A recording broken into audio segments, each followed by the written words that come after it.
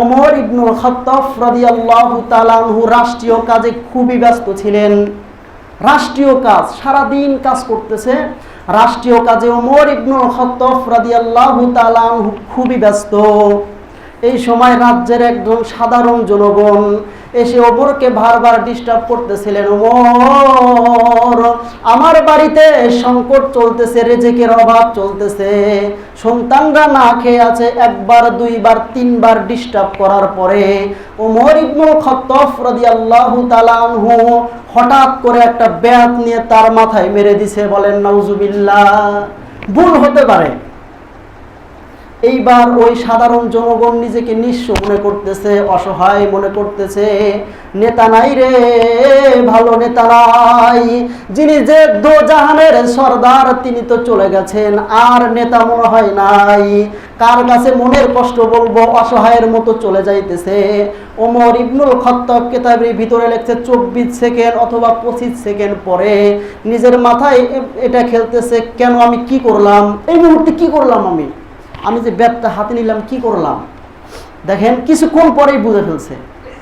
ওমর ইবনুল খাত্তাব রাদিয়াল্লাহু তাআলা আনহু ডাকতেছে, তাকে ডেকে পাঠাইতেছে, ওই জনগণকে ডেকে আনো।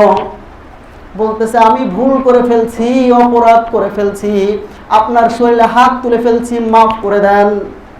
ওমর ইবনুল খাত্তাবকে ওই দেখেন বাদশার সামনে জবাব দিতেছে, আমি আপনাকে মাফ করব না, কিয়ামতের ময়দানে বিচার হবে। বলেন নাউজুবিল্লাহ।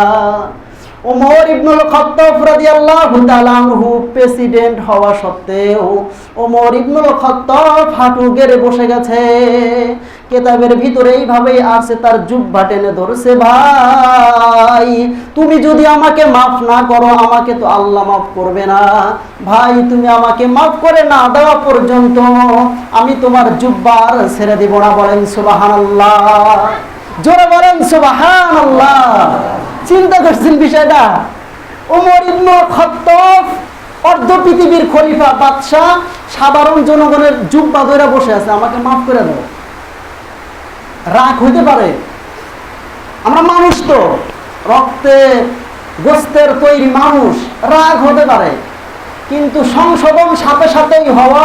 যে রেগে যায় ওই অবস্থায় থাকে সে হেরে গেল, রেগে গেলেন তো হেরে গেলেন। আর যে ব্যক্তি রাগ করার পরেও কি করলাম আমি, এই মুহূর্তে কি হয়ে গেল, এটা যে ফিরে আসলো সে তো প্রকৃতপক্ষে মানুষ হয়ে গেল। বলেন সুবহানাল্লাহ, সে ইসলাম মানলো।